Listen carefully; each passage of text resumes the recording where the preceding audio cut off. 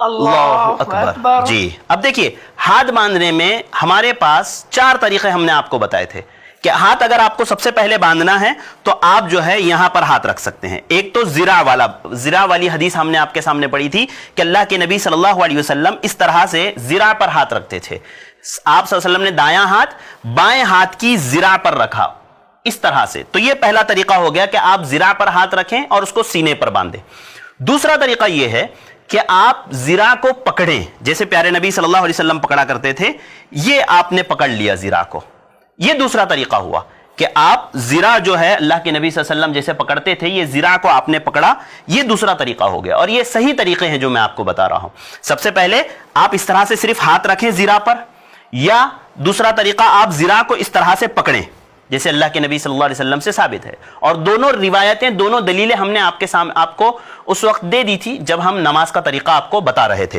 اس کے بعد تیسرا طریقہ جو ہم نے آپ کو بتایا تھا وہ یہ کہ پیارے نبی صلی اللہ علیہ وسلم بائیں ہاتھ کی کلائی کو، یعنی دائیں ہاتھ کی کلائی کو بائیں ہاتھ کی کلائی پر رکھتے ہیں۔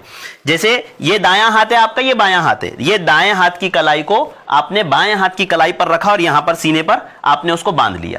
یہ تیسرا طریقہ ہے کہ آپ نے دائیں ہاتھ کی جو آپ کی کلائی ہے نا، اس کلائی کو آپ نے بائیں ہاتھ کی کلائی پر رکھا اور پھر باندھ لیا۔ یہ تیسرا طریقہ ہوا ہاتھ باندھنے کا۔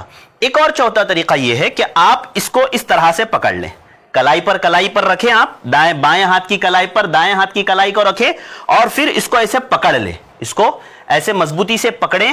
یہ اللہ کے نبی صلی اللہ علیہ وسلم کا طریقہ تھا کہ آپ نے اس کو ایسے پکڑا تھا۔ تو یہ 4 طریقے ہوئے۔ ایک تو زرا پر آپ ہاتھ رکھیں، دوسرا زرا کو آپ مضبوطی سے پکڑیں، تیسرا یہ کہ آپ کلائی پر کلائی رکھ کر کے کلائی پر ہاتھ رکھیں ایسے ہی، اور چوتھا یہ کہ آپ اس کو مضبوطی سے پکڑ لے۔ یہ 4 طریقے پیارے نبی صلی اللہ علیہ وسلم سے ثابت ہے۔ اس کے علاوہ جو غلط طریقے ہیں، جو بہت سارے لوگ غلطیاں کرتے ہیں، ایک تو یہ کہ بہت زیادہ اوپر لے چلے جانا، اس طرح سے بہت زیادہ اوپر لے کے جا کر کے ہاتھ باندھ لینا، کندھے اچک جا رہے ہیں، دیکھیے ابرار بھائی کے کندھے اوپر آ گئے، یہ بالکل غلط طریقہ ہے۔ پیارے نبی صلی اللہ علیہ وسلم ایسے نہیں کیا کرتے تھے، آپ کے کندھے ایسے اونچے نہیں ہوتے تھے، نارمل سمپل آپ کھڑے ہوتے، اور جیسے ہم نے طریقہ آپ کو بتایا سینے پر آپ صلی اللہ علیہ وسلم جو ہے ہاتھ باندھتے تھے۔ اور اس طرح سے بہت زیادہ، اور ایک طریقہ ہمارے ہاں بہت سارے بھائیوں میں رائج ہے، وہ یہ کہ وہ ایسے کرتے ہیں کہ 3 انگلیاں اوپر رکھتے ہیں، ایک انگلی نیچے ایک اوپر دکھ رہا ہے آپ کو، یہ 3 انگلیاں انہوں نے ایسی رکھی، ایک نیچے سے پکڑا ایک اوپر سے پکڑا۔